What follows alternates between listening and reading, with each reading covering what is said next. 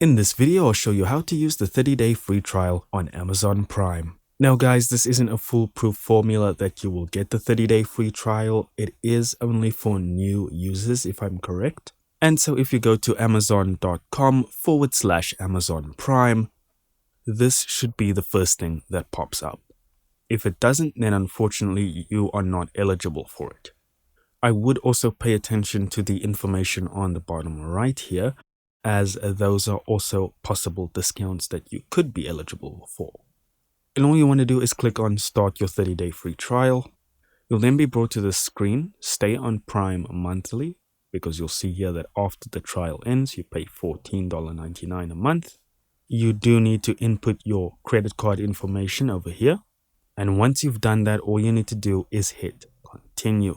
You should then get an email stating that your 30-day free trial has begun and that you can cancel it at any time.